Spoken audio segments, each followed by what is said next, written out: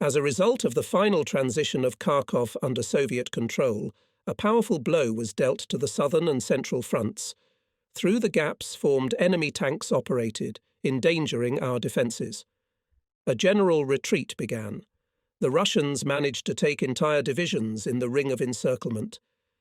After our unit was provided with new weapons and combat vehicles, we were often used to repel attacks of the enemy, wedged behind the line of defence. We performed feats, which were then reported in the reports of the command. As soon as the fighters of the Great Germany appeared, the enemy fled. At least, that's what the official report said.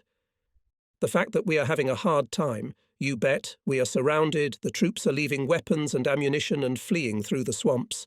Of course, it was not reported. Nor did the reports tell us how a whole platoon, headed by an adjutant, was captured. It was not released in time, or that we had lost heart.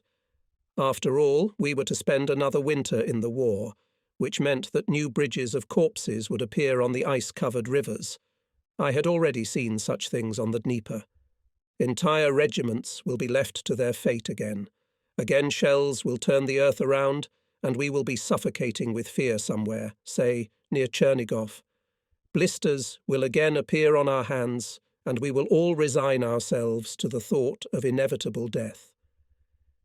Many years have passed since then. The generals wrote a lot of memoirs. In them they dwelled on the tragic fate of the German soldiers. They needed only a few words to report how many had frozen to death or died of disease. But what those who remain alive, those who are among their comrades but realize that no one cares about their suffering, they did not write a line about that. I, at least, have not read anything like that. Not once have I ever come across any mention of the ordinary soldier, the one on whom the chief is angry, the one who is ready to be torn to pieces by the enemy. The enemy is at least officially supposed to be hated. The soldier before whom an endless succession of deaths passes. And then, at the moment of victory, comes the most important disappointment. The soldier realizes that even it will not give him back his freedom. All that remains are the crimes committed in the war and contempt for everything done in the years of peace.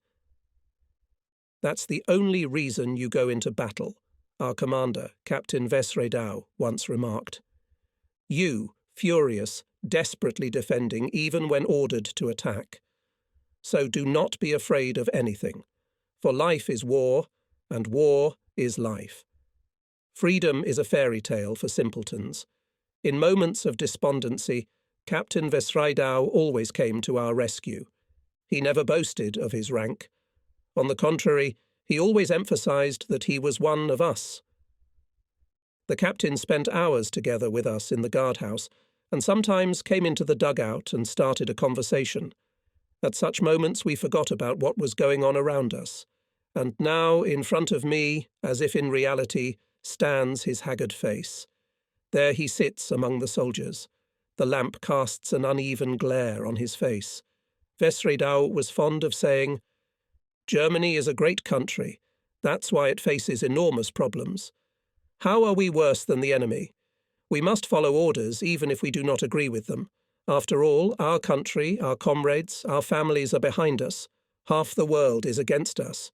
You know what I mean. I've travelled all over the world. I've even been to South Africa and New Zealand.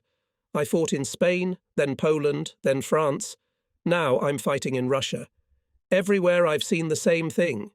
Even my father taught me to be flexible, and although I have had a lot of troubles, I followed his advice. Often, instead of drawing my sword, I just smiled and told myself that it was my own fault. The first time I encountered war, it was in Spain, I decided to lay hands on myself. I was so sick of what we were doing there. But I saw how the Spaniards behaved. They too believed they were fighting for a just cause, and were not ashamed to kill. I have seen how the French, having recovered from fear, took up arms. They began to fight, even though it was useless, and we were ready to give them a hand. People don't like change at all. They fear them, hate them, and will fight for what they were protesting against, as long as everything remains the same. A philosopher who has spent his life behind a desk can lead a whole herd by proclaiming that all men are equal.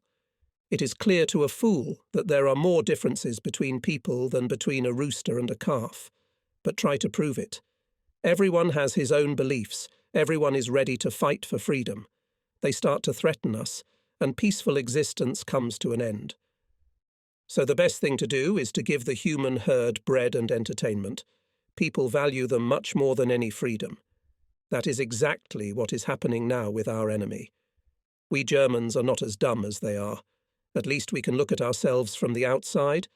Of course, we are far from perfect, but we are not inhibited. We are ready to experiment. We stand for the unity of the German nation.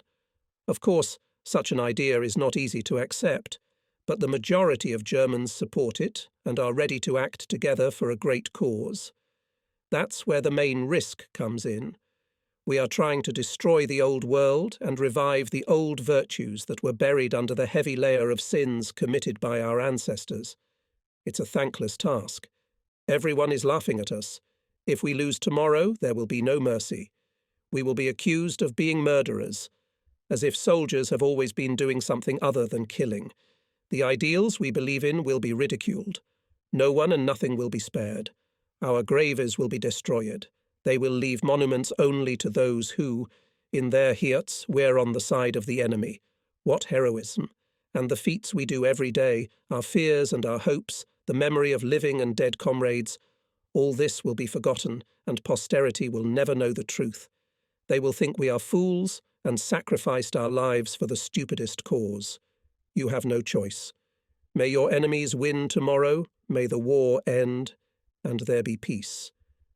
But you will have no peace. You will not be forgiven for surviving. You will be looked upon with contempt, or, at best, as if you were a fossilized mammoth. You will always feel like an outsider amongst the others. Is that the fate you wish for yourself? Let those who are tired of fighting and who remain in our ranks out of fear speak to me. I will spare no time to dissuade you. But once again, those who want to leave, let them go. What good are such soldiers? Believe me, I know exactly what you're going through. I, like you, have to endure the cold, fear, have to shoot at the enemy. I'm an officer, so I'm expected to do more than you. I don't want to die, even if I have to spend the rest of my life in the war. I want my company to think and act as one man. I will not tolerate doubts and defeatist attitudes during combat. After all, we're fighting not only for victory, but also for life. The enemy wants to wipe us off the face of the earth, and he doesn't care about our ideals. You must never doubt me. Know that I will not put you in front of bullets. I'm willing to burn 100 villages if that's what it takes to feed a single soldier. Here, in the wild steppe, we will truly feel our unity. Everything around us is full of hatred. There is only one thing left for us to do: oppose the undisciplined enemy with our unity and courage. Everyone is obliged to think and act like everyone else. If we succeed, even if we die, we will remain victorious. Conversations with Captain Vesredau were deeply imprinted on our souls. He spoke with such sincerity that he could convince anyone. How different were his words, coming from the heart, to pompous speeches about the need for self-sacrifice. He was not afraid of questions and always found an answer. Whenever he had a free moment, he would come to us. We simply adored him. In his person we found a real commander and a true friend on whom we could rely. He was a threat to the enemy and a father to the soldiers. During combat operations or redeployment, his all-terrain vehicle was always ahead of us. The veteran, who had a good understanding of people, immediately after the battles near Belgorod, while we were licking our wounds in the rear, paid attention to him. "I've seen the captain," he said. "He seems to be far from being a fool." Before we withdrew behind the Dnieper in early fall, we had to endure 2 more battles. Before the battle began, many had to get new weapons. Those who came empty-handed had to make excuses. Lindbergh, Sudets and Gals were lucky. They were officially recognized as wounded and were not required to come with weapons. Of course, even a fool was clear that during the retreat of the soldier is not to arms. But it was assumed that German soldiers should not part with their weapons. They must die with a rifle in their hands. It is true that I, without realizing it, dragged my rifle with me, as if a blind man were carrying a stick. The veteran dragged the machine gun. But I lost my helmet, my sleeping bag and gas mask. We never had to use it. Somewhere on the road there were machine gun tapes. We met up with Lenzen. He had survived, but had lost his equipment. The thought that such negligence could cost him his rank made his hair stand on end. The veteran, who also held the rank of Oberfreitor, jokingly said, "Next time you'll have to do the deed. You will be promoted posthumously." Lenzen was out of breath, and we were laughing. The moonshine we had found in the cellar of the abandoned house soon appeared on the table, and our thoughts took a different direction. It was thanks to Vesredau that we had escaped a court-martial. We were no less afraid of a court-martial than we were of Soviet shells. That's how we spent 3 weeks away from the fighting positions. The weather was glorious. I took advantage of the lull and did nothing but write to Paula. True, about the horrors of the Battle of Belgorod, I never dared to tell her. Gals met with a Russian girl. However, it turned out that he is not the only one who enjoys communicating with her. One evening, when he went to see her, he ran into our priest. He had been through as much as we had at Belgorod, and now, as compensation, he had fallen into carnal transgressions. He had behaved in an exemplary manner before, and therefore he hoped that his present sins would be forgiven. Now, when he opened his mouth to sing a psalm, there was laughter. He blushed and laughed with us, and so it went on. But one day at the end of September, the rumble of the guns, coming from afar, reminded us that we had not come to Russia to have fun. It turned out that the Russians had broken through the front line, which the German troops had managed to restore west of Belgorod. We found ourselves once again in the vent of a volcano. Our generals, who thought that the troops should if not go on the attack, then at least hold the front, with great delay realized that the extermination of our soldiers only slightly held back the blows of the Russian army, which led the offensive along the entire central front. Now what had to be done in lieu of a new march eastward seems so simple, but at the time it took a long time before the order was given to withdraw to the west bank of the Dnieper. The Dnieper line meant that Kiev was on the central front, Cherkasy to the south, and Chernigov to the north on the Desna. The distance was several hundred kilometers. We were continuously pursued by the enemy, who acted more and more mobile and at any minute could seize our positions. Before Belgorod, something could still be done. Now the situation changed. We would have to pay a huge price in sweat and blood to fight rearguard battles. The late retreat cost the Wehrmacht many more lives than the offensive had taken. We died by the thousands that autumn in the Ukrainian steppe, and how many heroes died in battle without being recognized. Even the stubborn ones realize that it doesn't matter how many hundreds of Russians you kill, how bravely you fight. After all, the next day there will be just as many more, and then another and another. Even a blind man could see that the Russians were driven by desperate heroism, and even the death of millions of compatriots would not stop them.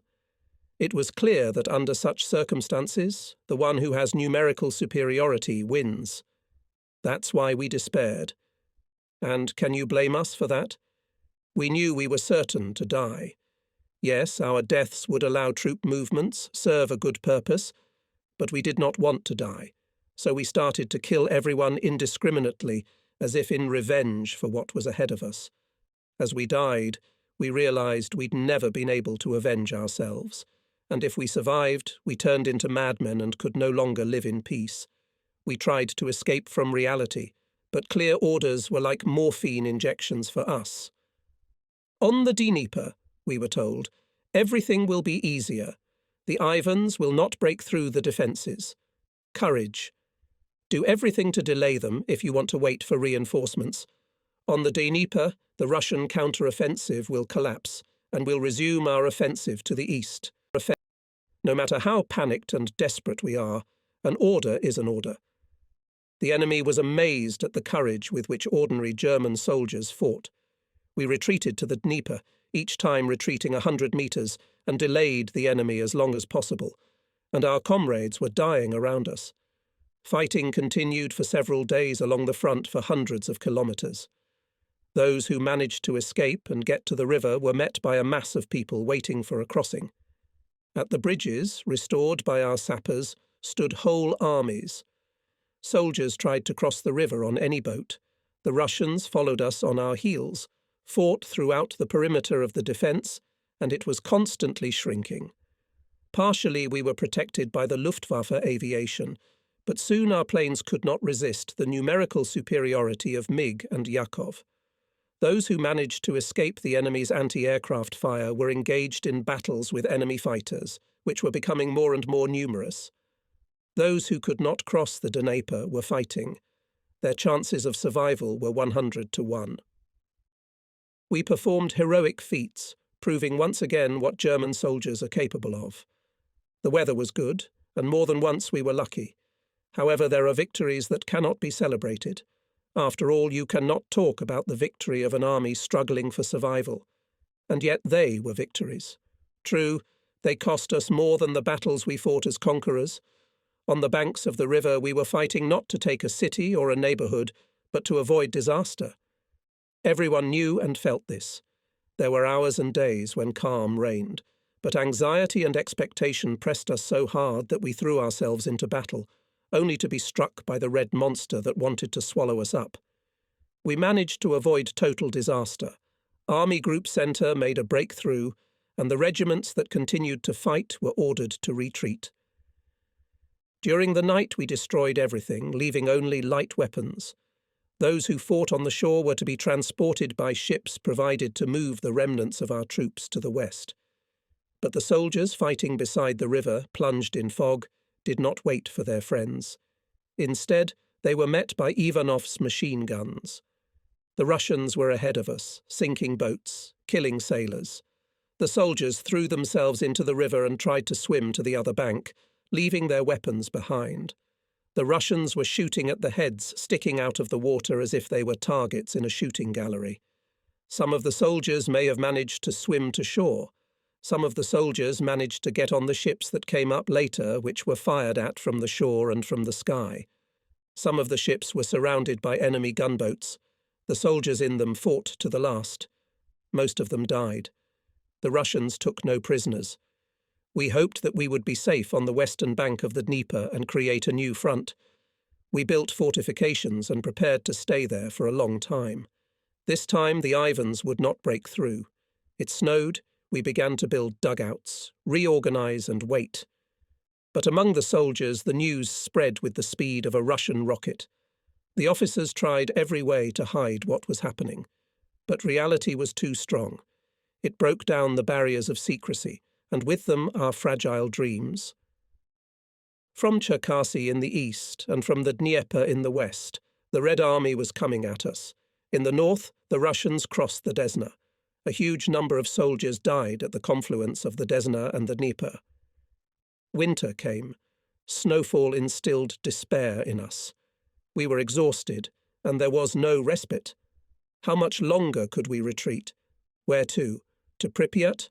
To the Bug? To the Oder? The veteran grinned. But is it possible? From these lines you can understand the situation in which we found ourselves. I am not trying to restore the chronology and geography of the Russian-German war. It is important for me to give an idea of the difficulties we faced.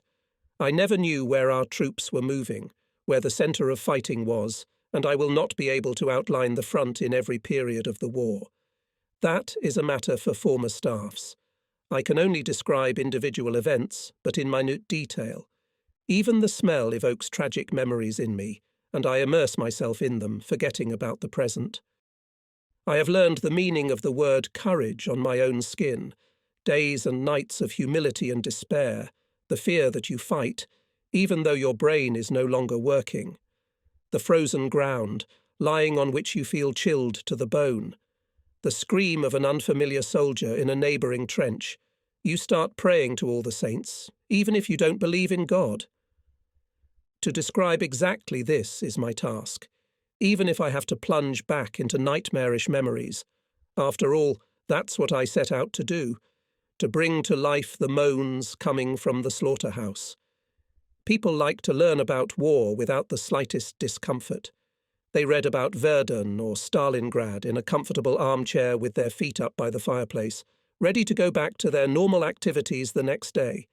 In fact, you are lucky if you don't have to describe these events in a letter to your family, sitting in a dirty trench. You should read about the war when you are facing problems. And remember that no peacetime worries are worth the grey hairs. Only an idiot would worry about a paycheck. War should be read about during insomnia, when you're too damn tired, or at dawn, as I'm writing about it now, after an asthma attack. Those who, after reading about Verdun or Stalingrad, share their theories with friends over coffee, have understood nothing. Those who read about the battles with a silent smile consider themselves lucky. After all, they remained alive. I continue the story of our life, how we began to come to our senses, although in the distance already heard the rumble of guns. "A little bit of everything," grumbled the Sudates. For 24 hours the troop transports had been bringing us reinforcements. Each village hut had become a temporary headquarters for the officers who were deciding what would happen to those they were leading into battle. The soldiers themselves waited patiently, huddled around the guns, which were 10 times more numerous than the houses. We were kicked out of our apartments. We waited under the branches of trees at the edge of the village. There our entire company was gathered, lined up in battle order. Weapons were loaded into civilian vehicles. The wind was blowing across the dry steppe, clouds of dust rising on the horizon. "They just threw us out," the veteran said to the drunken man named Württemberg. "But we didn't leave them anything, just empty bottles." He waved at the new arrivals who threw us out of the huts. I packed the moonshine left under the seat of the truck. "Good for you, Württemberg," the skinny paratrooper bellowed. "Yes, moonshine is for us, for the elite units. Let the rest of us drink water from a tub. I have a new friend, my age, who spoke good French." Golin Grauer, that was his name, had studied in France in the 41st year. At the age of 16, he was overwhelmed with the desire to become a military man. He volunteered for the army. He was taken, with the promise of a future opportunity to continue his studies. Grauer marched, stamping his step, and sang, "With my people I am everywhere and everywhere." Then he went through the war in Poland and over vast stretches of Russia, and visited Belgorod. Now he sits and ponders peace and war. Like me, he dreamed of becoming a famous aviator, flying a Junkers 87.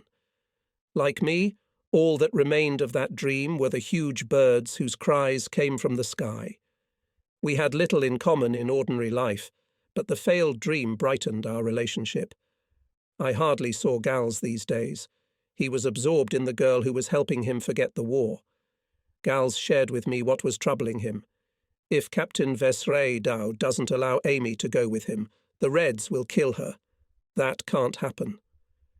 "I understand, but what can be done here?" I replied. Our naivete struck Württemberg and the veteran. They laughed. "If everyone in the company will take the girls they sleep with, there will not be enough cars for the entire division." "Don't you realize that's not what this is about? Wipe your tears. There'll be time to do the same thing somewhere else. You're just thick-skinned. Many jokes were made about it, but Gals didn't find them witty. You're in love with her, Gals." I knew very well what the word "in love" meant. Grauer had the same experience in love affairs that I had. Gals calmed down a bit. "Let's go for a walk." He put his arm around our shoulders. "At least we can talk to you two like human beings." We stepped back and he revealed what was bothering him. Gals had fallen head over heels in love, so much so that he couldn't love anyone else. He insisted on the latter. As much as I'd assured myself before that I wouldn't tell anyone about Paula, I immediately told Gals and Grauer. "So that's why you had that look on your face at the end of your vacation," said Gals. "Why didn't you tell me? I would have understood. We had a long discussion about our love troubles. Gals said that I was lucky. At least you'll see her again, he said. We watched the twilight fade and the stars appear in the sky. At dawn, the company set out on the road westward. In the afternoon, we watched an air battle, and Grauer and I remembered how we wanted to enter the Luftwaffe. Messerschmitt 109 came out victorious. 7 or 8 yaks crashed to the ground, scattered with fireworks. By noon, we reached a strategically important base. Here there was a regrouping of 30 companies, among them ours. The result was a large motorized formation. For the first time, we were given double-sided clothing, white on one side and camouflage-coloured on the other. We were examined by doctors, which we had not expected. We were also given a supply of food. Our autonomous detachment was commanded by a tank colonel. The supply of armoured troops pleasantly surprised us. Drivers and mechanics inspected the vehicles for the last time and prepared to go on the road. Engines roared, tanks rumbled. From the outside, you could think that the auto racing began. 2 hours later, the order came to move out. Me and Gals, Grauer and other old friends climbed into a brand-new truck. It had wheels in the front and tracks in the back. We got to the woods at the edge of the airfield. Everything was going fine. We were hampered only by the dust rising from the road. The filters installed on the new cars, sometimes so large that the hood could not be closed, helped little. We stopped for a break in the shade. We shook out our dust-greyed uniforms. Though we had travelled only a little, the dust had gotten everywhere, and most of all it was in our mouths. "Damn country," someone muttered. "It is impossible to live here even in the fall." Another regiment of the same number joined us. We positioned ourselves along a large shrubbery. Vesridau was conferring with other officers at the radio operator's truck. It was covered with camouflage netting, so that the vehicle could not be distinguished from the foliage. Pieces of cloth fluttered naturally in the wind. We became a powerful, well-organised unit. In our 2 regiments were collected 6,000 to 7,000 soldiers, about 100 tanks, the same number of machine guns and several mobile workshops.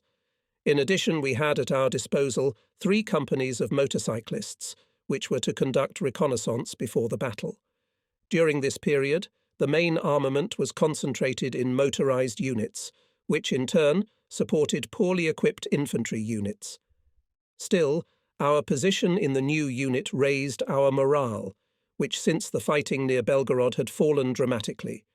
The soldiers regained their self-confidence. Only one Gals suffered. He had to abandon Amy, giving her a terrible fate. He was inconsolable. During the war, soldiers have to be castrated. Then guys like Gals won't be looking for trouble on their arse. Württemberg grumbled. "Have you ever seen eunuchs fight? But geldings," the chaplain remarked, "are as strong as ordinary horses. But we knew our Holy Father too well. He was no more capable of something like this than we were. As darkness fell, our armoured column took to the road. I understood now what an impression the long tank columns of German troops had made at the beginning of the war, during the invasion. The tanks rumbled to speed and overtook the trucks. We drove on, and meanwhile it was getting darker and darker. The rumble of the vehicles could be heard from afar. The soldiers, as always, did not know where they were being led. But for us, the trek was a sign that things were getting better. We felt strong, and we were strong. We could not even imagine what kind of retreat was going on the Central Front from Smolensk to Kharkov. The speed of our movement was determined by the speed of the trucks. However, on the whole, the picture was quite different. Many regiments were retreating on foot, forcing their way among the superior enemy forces.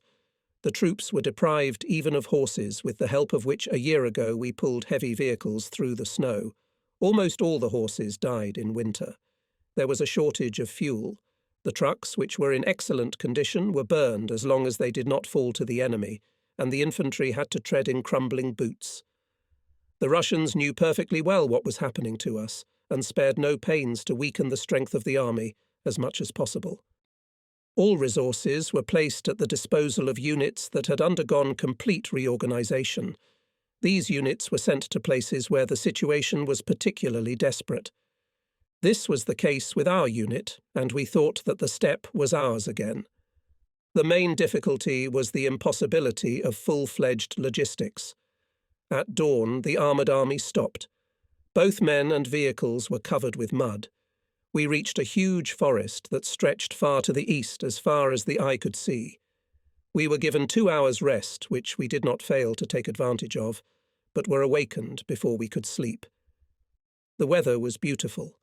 A soft, cool breeze was blowing. Everything seemed so peaceful. We jumped back into the trucks. By noon, our motorcycle scouts returned. Short orders were given, and soon the squad turned toward the village. From there came the crackle of machine guns, and 15 Tigers began to shell the village. The order came to prepare for battle. We threw ourselves on the ground, regretting that we had to break the tranquility of such a beautiful day. But there was nothing to do. The tanks marched through the village, and soon it was all in flames. The Russian artillery opened fire, which we did not realize we had. Several detachments were sent to finish off the artillerymen. In 20 minutes they returned, leading a column of 200 or 300 Russian prisoners of war in front of them. The tanks marched through the burned-out village, firing at what had not yet been destroyed. The whole operation took no more than 45 minutes. A signal sounded. We returned to the spot and moved on again. Toward evening we took 2 advanced Soviet positions. The Russians did not expect our appearance and surrendered almost without a fight. On the second day of the journey we arrived in Konotop. Our regiments were marching southwest towards the powerful Russian army. In the town we refueled. The commissariat officers were horrified. After all, we had taken the gasoline they had prepared for their escape. Not 20 minutes later, we fought with the advanced detachments of the Russians, who suddenly attacked us. Tanks joined the fight, but soon the order to retreat was given. We spent the rest of the day on the road. We reached the place where, according to the plan, we were to receive new supplies. We arrived at the warehouse a few minutes before the sappers blew it up. Cauldrons, drinks, assorted food were about to go up in the air. We stuffed our pockets and cars with everything we could get our hands on. But we couldn't save much. We had enough to feed an entire division for several days. And there's a need for this food somewhere.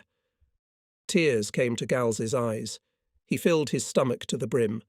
And all of us looked with regret at the destruction of the warehouse, not stopping to smoke cigars.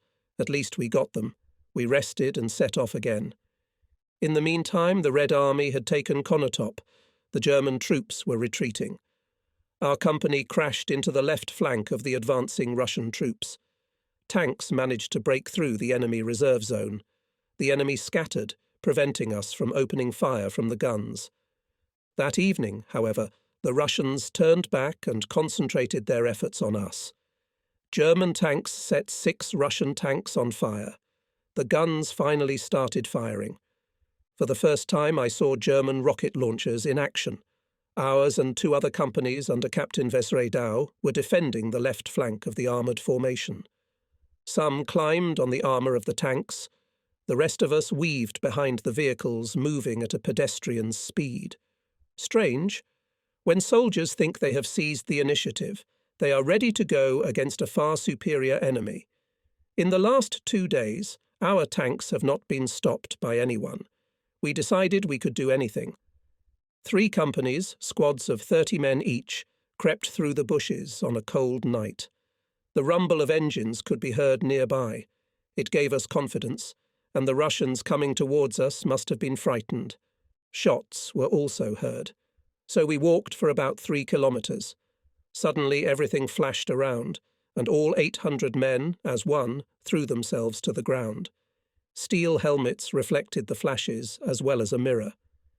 The tanks immediately took cover behind the bushes, and their muzzles turned in search of the enemy. We gathered our courage and prepared to fire Russian grenade launchers. 2 purple flashes lit up the sky, the signal to attack. After a little hesitation, we crawled forward. Some of us even stood up, Most of the Russian flares went out, and we took advantage of the break to dash. I reached a ravine with low shrubbery growing on its edge. 2 more soldiers came up alongside me. Their intermittent breathing gave away our nervous tension.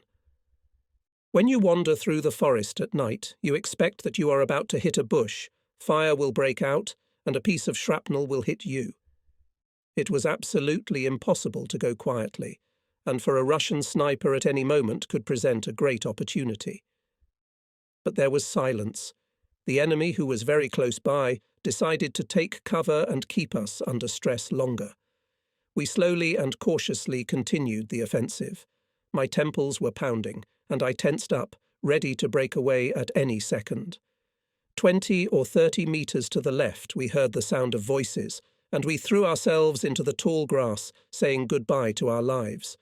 I rested the butt of my rifle against my shoulder and closed my eyes, ready to shoot.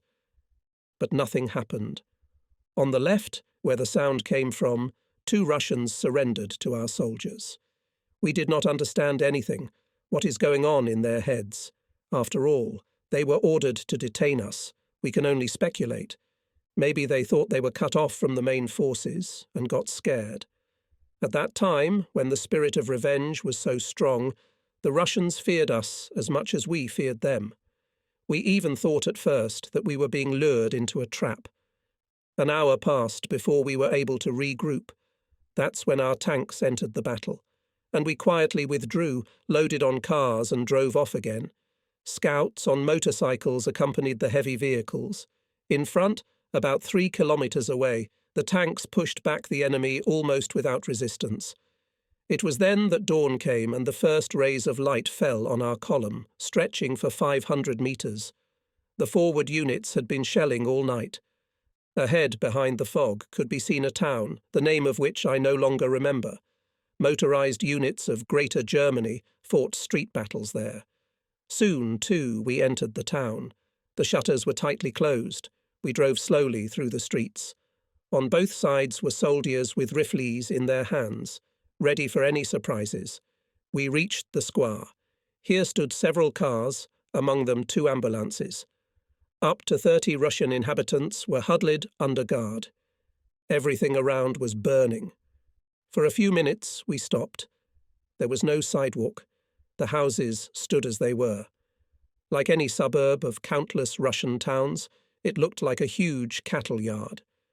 Villages lost in the wild steppe, with their huts turned to the north, seemed much prettier. The suburbs of the cities were dreary. We halted to wash and stock up on water. Some hung their clothes on the branches of trees, others poured water from troughs, despite the cold weather and the nasty wind. Most of all, we were thirsty. The water flasks were small, and we took a supply, pouring it into any utensil that came to hand. Following the veteran, we climbed over the fence, beyond which was a garden. From the branches of the nearest tree hung unripe pears, which we ate with pleasure. A Russian appeared out of nowhere. In his hands he had a basket with pears. With a tortured smile he said something to the veteran without taking his eyes off his holster. "Come on," the veteran said in Russian, holding out his hand. The man handed over the basket, and the veteran took a pear from it. After tasting it, he spat it out and took another, which suffered the same fate. This was repeated 5 or 6 times. Then the veteran began to shout at the Russian. He stepped back. "They are rotten," the veteran growled, coming back to us. Hoping to save the garden, the Russian gave us the fruit he had left for the pigs. As soon as we realized this, we shook the tree vigorously. The Russian withdrew. In the northwest, the guns rumbled. Our advanced units were engaged with the enemy. Continuing on our way, after half an hour, we got out of the trucks again. Field Feeble's whistle called to prepare for battle. It was already simmering 2 kilometers away in a small village near the factory. Vesredau briefly explained our task: to neutralize the large enemy units holding the village. To fulfill the task were sent 2 companies. The rest continued to move. We headed for the village where rocket launchers and anti-tank guns had already been deployed. The Russians, who were watching us from their trenches, immediately fired shells at us. If they had taken better aim, we would have all been killed. Fortunately, this did not happen. We rushed for cover. Our two companies split up and partially surrounded the Russian trenches. We then waited 10 minutes while the captain discussed the coming operation with his subordinates. The officers returned to us and named the positions to be taken. While they were explaining, we looked around, searching for any place where the enemy might be hiding. But all was quiet, and the task set before us seemed childish. Nothing moved. Only the noise of armoured units moving away along the road was heard. The Russians were quiet. Many even thought that they were already finished with them. The order was given. Forward! From cover, ducked down, came out soldiers. There was laughter. What was that? A game or bravado. The soldiers reached the first huts. Still quiet, no one in sight. I joined my platoon. Gals was there. We exchanged glances with him, which said much more than a long conversation. Things would be different now, we thought. The battles on the Don and the retreat from Belgorod were in the past. It would not happen again. We knew, of course, that the war was not over yet, but during the last week the enemy kept retreating. Soldiers were making their way through the ruins, 5 or 6 tankers among them. One of them threw a grenade through an open window. A second later there was an explosion in the air, and then a groan, of which we had heard many. A Russian woman in white jumped out of the window, got up and, screaming, ran towards us. One of the soldiers raised his rifle, and it seemed to us that it went off. But the woman kept running. No one uttered a word. For a second the war stopped. Grenadiers kicked the door open and rushed into the house. 3 more civilians came out, 2 men and a child. The Russians didn't remove the civilians from the village. We will have to take into account that there are civilians left here. Vesraidau realized this. From the loudspeaker mounted on the half-track vehicle came a few words in Russian. Probably the Russians were being given the opportunity to lay down their arms. But the vehicle had gone only 100 meters when tragedy struck. Suddenly the car flew into the air, and several deafening explosions sounded in the air. The nearest huts exploded. The village disappeared from our eyes under clouds of dust and smoke. 2 charred figures jumped out of the burning car. "Look out for mines!" someone shouted, but his voice was drowned out by the rumble of howitzers. Geysers of fire rose up ahead. Roofs flew from the houses. The Russians immediately reacted to the shelling. They opened fire from 2 batteries of heavy howitzers. A shell exploded 150 meters away from us and shook the ground. Despite the fact that the surrounding area was full of mines, the signal to attack sounded. We ran out of cover and rushed to the nearest hill. The anti-aircraft guns were firing ahead. The Russians were shelling everything around them from multi-barrel machine guns mounted on trucks. 15 minutes ago everything had seemed so simple. Now the situation had changed radically. It was as if our confidence was gone. There were 5 of us hiding among the bricks in the ruins. Each explosion buried us deeper into the mud. From the direction of another pile of bricks we could hear the shout of a field sergeant. He was ordering us to fire at anything we saw. However, even the bravest among us did not raise their heads. Only anti-aircraft and jet guns did not interrupt the enemy's fire. But the one so far had the advantage. 30 meters away from us, killed 5 soldiers huddled behind a small shed. The last 2 survivors didn't know where to run to and were desperately awaiting their fate. Eventually, they threw themselves to the ground among the corpses of their comrades. Blood trickled down. The grey dust absorbed it like a blotter. On the left, several barns caught fire at once. Smoke rose high into the sky. The fire was growing at an amazing rate. Even we were getting hot. Someone ran out of there in a hurry. The nearby huts caught fire. Russians, both civilian and military, rushed out of the burning houses. We shot them like rabbits. Our shell must have hit the fuel depot. The Russians paid dearly for concentrating so many men near it. The enemy fled. It was left to us to deal with those who escaped. From time to time, the silhouette of a Russian appeared in front of the sight of my rifle. A pull of the trigger, a cloud of smoke, and I was looking for a new victim. Will I be forgiven? Am I guilty? There in front of me is a wounded young man. For a few seconds he froze in front of me, and then he rushed away. But it was too late. His face turned grey. He grabbed his chest with both hands and fell face down on the ground. Will I be forgiven? Will I be able to forget this? Fear turning into unbridled courage makes innocent young men commit real crimes. For us, as for the Russians, everything that moved became a danger. We were seized by the desire to kill, which cost the lives of our soldiers who rushed in pursuit of the enemy. Our large-caliber guns were shooting the outskirts of the village, where the Russian artillery was located. Unburned still huts we took one after another, ran as hard as we could on the ground, which could be mined. But nothing stopped us. Gals broke into a stable and shot 2 Russians who were desperately trying to revive their machine gun. Nothing stopped the 8th and 13th companies of German infantry that covered themselves with glory. In the bulletins then reported, "This morning, after hard fighting, our troops took such and such a town." Our devilish offensive continued, despite the screams of Efleutor-Württemberg, clutching his stomach from which blood flowed. As we made our way toward the factory, several more of our boys were killed. At this point, the German gunfire stopped. There was a danger of hitting our own. The Russians did not want to cede an inch of ground and fought desperately for the area surrounding the factory. I don't remember exactly what happened. My platoon joined the veterans' guys who had set up for a break in the cement cellar. We drained our flasks but never quenched our thirst. Everyone was covered in mud. The radio operator was sitting next to us. He called the company commander Captain Vesredau. The fighting subsided slightly. German troops were regrouping, preparing for a decisive offensive.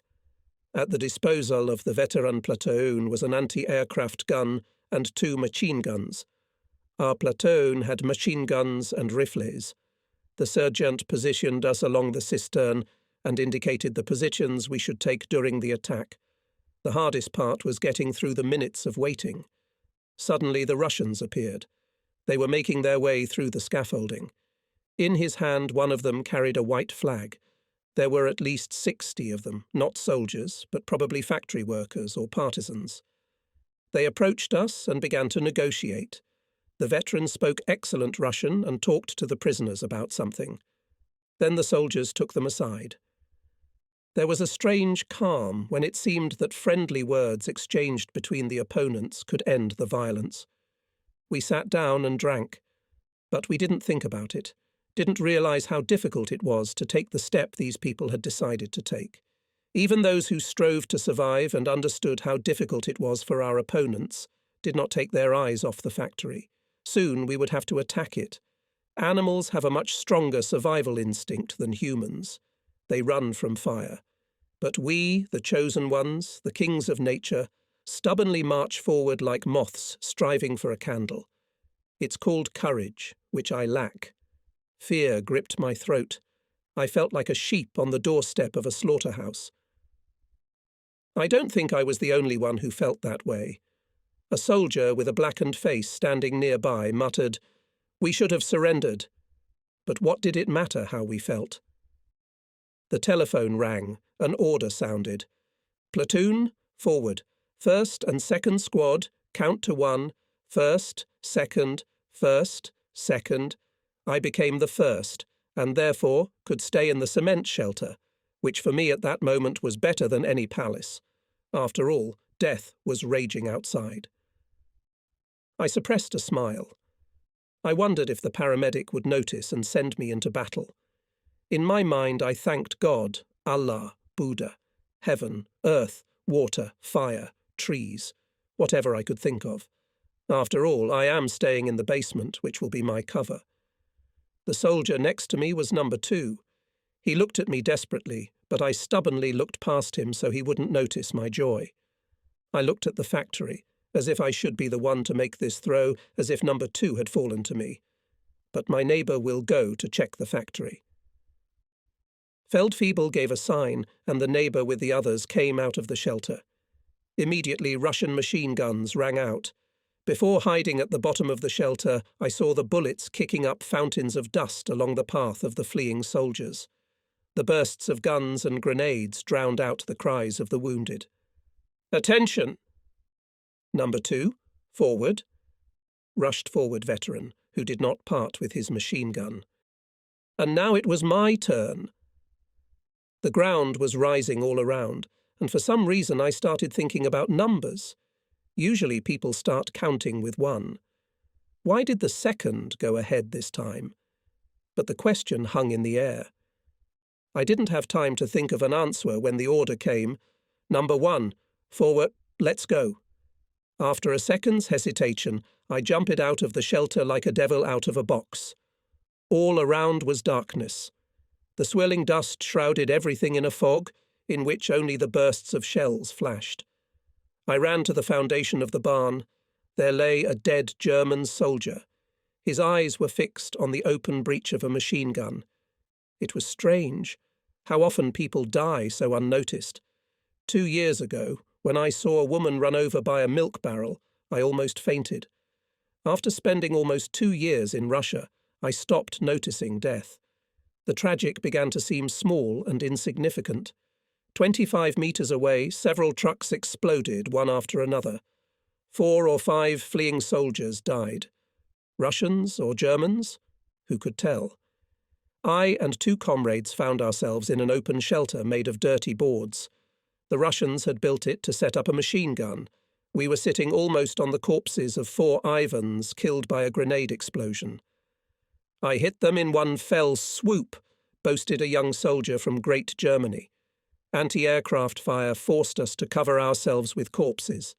A shell hit the edge of the dugout. Earth and boards fell on our heads. It hit a soldier squeezed into a lump between me and a dead Russian. He twitched, and I was going to run.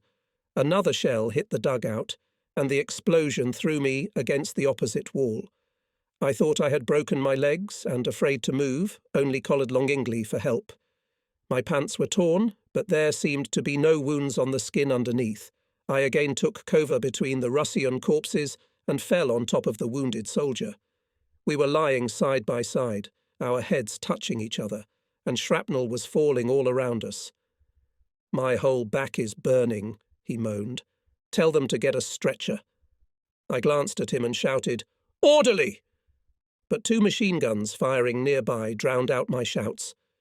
The big man from the Great Germany urged us to advance. "Come on, guys! Someone has already reached the water cistern." I looked at the wounded man. He grabbed my sleeve and looked at me with a pleading look in his eyes. I didn't know how to explain to him that I couldn't help him. The big man jumped out of the shelter. I pulled away sharply and turned my head. The wounded man was still calling for me, but I had already jumped out of the dugout and ran after the soldier. He was 15 meters ahead of me. I found myself with the soldiers of the firing platoon who were frantically installing 2 anti-aircraft guns. I helped them as much as I could. An infantryman with a bloodied face said the Russians had taken cover in the centre turret. A veteran, whom I only now noticed, roared, "Now they're kaput!" His face, covered with a layer of dirt, was illuminated by a bright flash. The tower was engulfed in smoke. The Russians couldn't withstand the shelling. Our companies had finished off the last pockets of resistance. Now only sporadic gunfire could be heard. We rushed into the ruins of the factory. It was a victory, but it didn't bring much joy. Unable to regain consciousness, we wandered among the ruins. The infantryman did not hesitate to pick up a sign on which something was written in Cyrillic. Maybe a signpost, maybe the word restroom. The city passed into our hands. We captured 300 wounded, and at least 200 enemy soldiers parted with their lives. On the outskirts of the city, Captain Vesredow lined up his companies and called roll call. We were short 60 men. Golan Grauer had his eye out. After collecting 15 wounded men, we waited for the orderlies to arrive. It wasn't easy to find water. We had to dip buckets into a well in the ruins of a hut. The water was covered with soot. The wounded were moaning in pain. Many were delirious. 75 Russians were also wounded. What was to be done with them? In principle, we were supposed to help them, but orders required us to rejoin the division as soon as we finished the operation.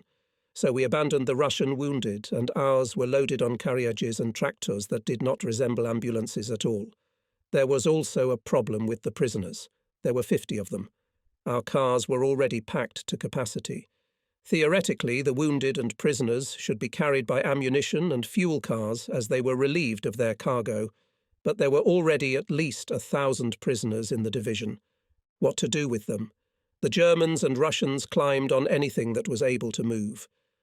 We cast a last glance at the town. A thick smoke was rising above it. Clouds thickened in the sky. Soon the rain would wash over the graves of 40 German soldiers sacrificed to suppress the pockets of enemy resistance, which we did not even begin to hold. We were preparing for another operation. Not because we were driven by the desire for conquest. It was simply necessary to cover the mass of retreating troops who were withdrawing to the western bank of the Dnieper. Nobody was smiling. We knew that our victory would have no effect on the outcome of the war. We only hoped that it had at least some strategic importance. And the fighting itself brought only one thing: unbelievable fear and incurable injuries.